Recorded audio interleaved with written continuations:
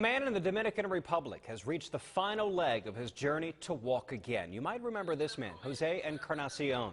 For the past 4 years, he's been using a homemade prosthesis made out of some Velcro and a 2x4 to get around, but that's not the case anymore. WDBJ7's Nadine Mazer was there as Encarnacion received his new leg. Nadine, this is the first step, literally, of a new life for him. It sure is, Chris. Thanks to Skype and a professor from Virginia Tech, Jose was able to get his prosthesis fitted by the crew at Virginia Prosthetics earlier this morning. And even though he is thousands of miles away, you could see and feel how grateful and thankful he is to be walking on 2 feet again.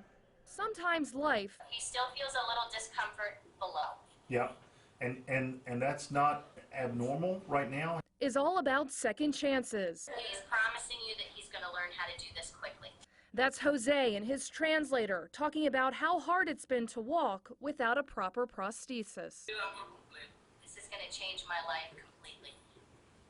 Well, I'm glad. Virginia Prosthetics President Doug Call can't help but smile, knowing Jose will be able to provide for his family once again. He's going to be able to go back and drive in a truck and earning a good, decent living down there. He's been getting through life with this homemade prosthetic, but now he's taking a step in a new direction. It keeps getting better, he said. There you go. It will every day. Walking has new meaning to Jose, and WDBJ7 can see why. He seems like he can't stop smiling.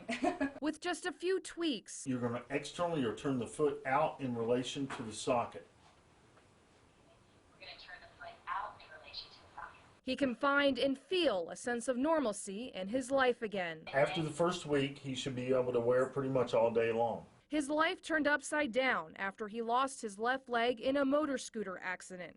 And it's been 4 years since he's been able to bend his knee. He hasn't used his quadricep muscles because he's been walking with the prosthesis that he made himself out of the 2x4, so it's been a while since he's actually used those muscles. A prosthesis like this one is a foreign idea in a third world country like the Dominican Republic. A prosthesis is a functional device, but it's really a tool. It's an assistive device. It's not a replacement of what you lose, so to speak. Jose says it's hard to describe what he will gain with it, but if the smile on his face says anything at all, it's hopefully a life full of happiness. It makes you feel good. I mean, how could it not when you get another person up walking again?